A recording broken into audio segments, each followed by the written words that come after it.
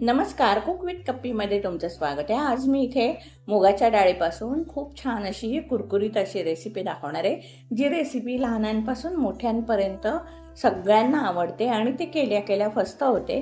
नक्कीच तुमच्या लक्षात आलं असेल, म्हणजे भजी करते मी। आता ती भजी करण्यासाठी मी इथे 1 कप मुगाची डाळ भिजत घातली होती 2 ते 2.5 तास। आणि आता ती भिजत घातलेली डाळ बघा किती सुंदर भिजली, मस्त भिजले। आणि ती भिजलेली डाळ मी आता एका चाळणीमध्ये काढून घेते। त्यातलं आपल्याला पाणी सगळं निथळून घ्यायचंय। आता चाळणीवरती मी ही सगळी डाळ ओतून घेते।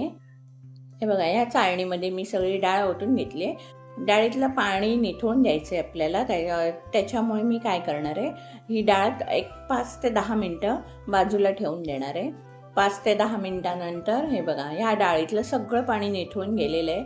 आणि आता ती डाळ मी मिक्सरच्या भांड्यात घालते। ही डाळ 1 कप डाळ आहे मुगाची, आणि त्याच्यामध्ये मी 1 ते 1.5 इंच आल्याचा तुकडा असं बारीक करून घालते। 10 ते 15 लसूण पाकळी आहे। 4 ते 5 हिरव्या मिरच्या आहेत। इथे तिखट तुम्ही तुमच्या आवडीनुसार कमी जास्त करू शकता। आणि त्याच्यानंतर एक खास इन्ग्रेडियंट घालणार, ते म्हणजे त्यामध्ये मी 4 चमचे दही घालणार आहे।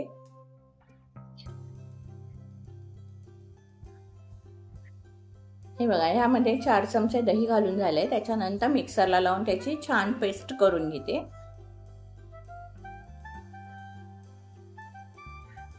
ही बघा, मुगाच्या डाळीची छान पेस्ट करून झाली आहे। आणि त्यामध्ये अजून 1-2 इन्ग्रेडियंट्स घालायचे आहेत। ते म्हणजे मी इथे तांदळाचं पीठ घालते।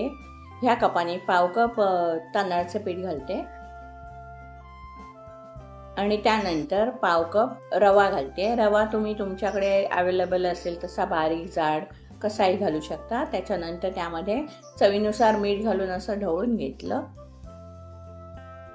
ते ढवळून झाल्यानंतर मिक्सरमधून छानसं असं फिरवून घेते।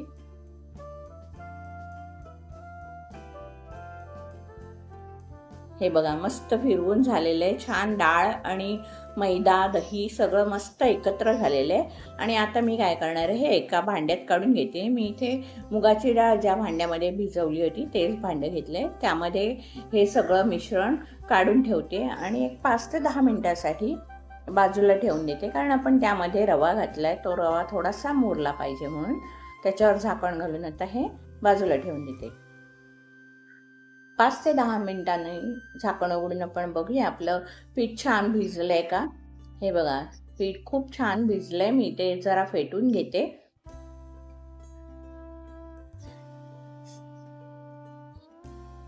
आणि आता हे पीठ फेटून घेतल्यानंतर त्यामध्ये मी 1 चमचा इनो घालते। आणि त्या इनोवरती 1 चमचा पाणी घालते, जेणेकरून इनो ॲक्टिवेट व्हायला मदत होते। आणि हे सगळं पटापट मिक्स करून घ्यायचंय। इनो छान मिक्स करून घेतल्यानंतर मी इथे तेल गरम करायला ठेवलंच होतं आधी। त्यामध्ये आता भजी टाकून घेते। पटापट आपण भजी टाकून घ्यायचे, कारण इनो जास्त उशीर केला तर इनोमधली हवा निघून जाते। हे बघा, छान असे पटापट मी भजी टाकून घेते। त्यामध्ये तेल तापलेलं होतं, त्यामुळे थोड्या भज्या आधीच भाजल्या आहेत। पण असं परतून आपल्याला भजी भाजून घ्यायचे, छान तळून घ्यायचे। आणि ही भजी गोल्डन कलरवर येईपर्यंत, आपल्याला कुरकुरीत होईपर्यंत परतवून घ्यायची। हे बघा, इथे भजी किती सुंदर तळून तयार झालेली आहे, छान कुरकुरीत झाली आहे। सगळ्या भज्यांचा कलर एकसारखाच आलेला आहे। मी आता काय करणार आहे, ही भजी टिश्यू पेपरवर काढून घेते, म्हणजे आपल्या भजीमधलं तेल थोडं निथळून जाईल। हे बघा, इकडे भजी काढून झालेली आहे। आता मी दुसरा घाणा तयार करते भजीचा।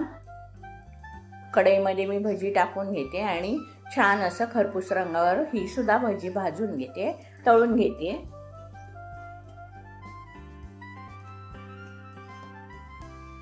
हे बघा, इथे ही भजी छान खरपूस रंगावरती तळून झालेली आहे, मस्त झाली आहे।